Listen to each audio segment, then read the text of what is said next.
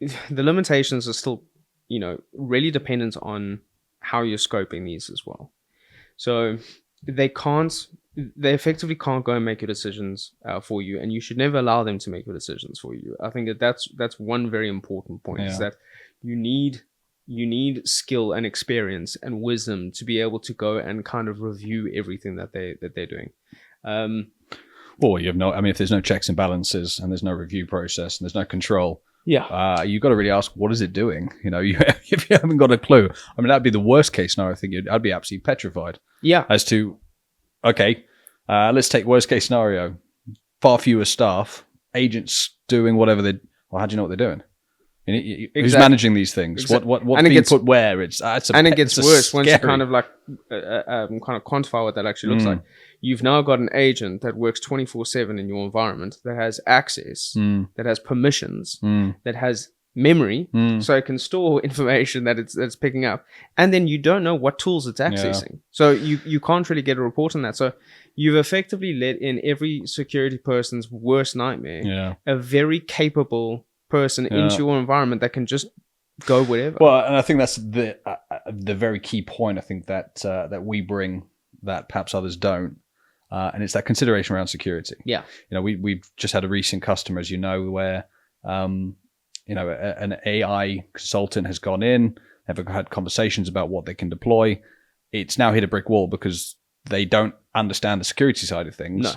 Okay, they understand the workflow automation that they perhaps come from that background, but they're stuck at the point of, okay, well, now we need to give these tools access to things that we haven't got a clue as to how that would work, how to make sure that if we gave them access to that, it wouldn't cause problems. And it's kind of almost hit a dead end. And that's where obviously the clients reached out to us. And I think that's what people aren't thinking about. They're seeing straight away the optimization opportunity. Yes. And of that, there is so much, but they're not factoring in the security. And as I said, to me, the key word that I keep coming back around to is control. It's keeping control of this. Robots do, AI thinks, humans are controlling it. Yeah. And that to me, I think is really where what it comes down to. Yeah. So, I mean, look, from my perspective, and I know that this is Landall's position as well, is we go security first, and security and governance first. Yeah. Looking at those two areas. Look, my worst nightmare is to have an environment where there's 10 agents that have access to absolutely everything with a bad data hygiene. Nobody's got control over anything. I'll be honest, I don't want to manage that customer. Yeah. That's a huge risk to me. As a managed provider or service provider, that's... So for us, it's really about having a look at, okay, we're going to drop these things into your environment, but we're going to tell you what they're doing, how they're doing. And these are the guardrails that are put in there. These are the governances that we're adding on top of that. Yeah. This is how we're watching them. This is how we can shut them off if we see something going wrong. Yeah. I mean, one of the biggest problems that AI has really got nowadays is that it can be bullied into doing what you want it to do. So you can trick it. It's coercion. Yeah. So, I mean, there's... it happened a while ago, and I can say it was Claude because Anthropic were actually the guys that came out and said, this is what's happening. This was us. But there was a hack that was done. 90% of the hack was actually done by Claude.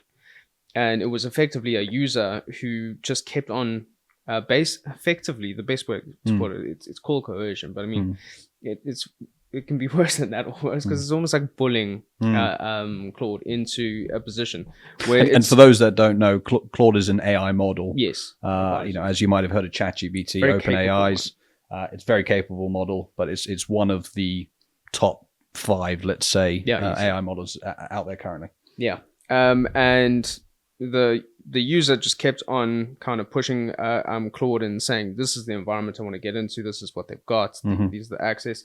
And eventually Claude effectively started building code for this user to go and say, just gave the hacker all the information. Wow. Basically, and then it gave him breach tactics and best practices for even gave him breach. This is the process. It was a full playbook, effectively. And then he effectively said, okay, go.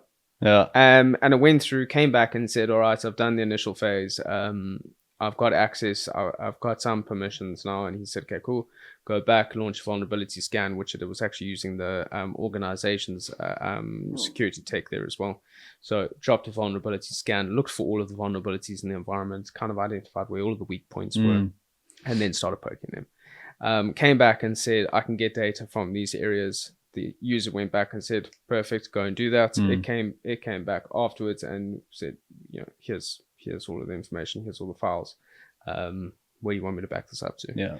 And that's really one of the, from a security standpoint, that's terrifying. So I mean, yeah, I tried to do the same thing, and I was actually terrified to see how quickly I could actually get Claude to start generating some code, and it was effectively just by going and saying, well, I mean, it's not just them. I think it's probably no, it's absolutely everybody. And to be honest, like the tactics that I was using was saying, I'm a security specialist, role play.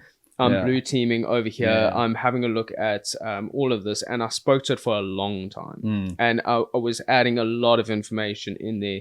So it wasn't really an easy task, but if you know enough about a subject that you can go and talk to, and well, you could probably use another AI product to provide you that information easily. To then go and do it. Yeah. Not that I'm giving any ideas or suggestions, but it's scary that this is kind of what it can do, where it could go. Yeah. And I mean, that's why you got to take a secure. And this is what we're talking about here. Really, this is all before any legislation comes in.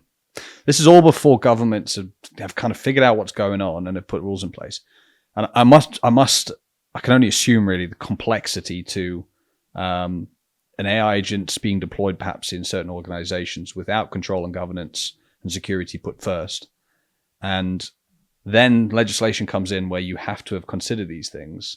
And a business now needing to revert what they had done and go through that process again. Yeah. And I think that's where, there. And I can't speak for every consultant out there that will be discussing AI. But if there's anything, I guess I would want to impress, and I think you and I've heard this from you, I learned this from you, really, is the security side of things. Yeah. Put that first. Understand the governance of this technology first.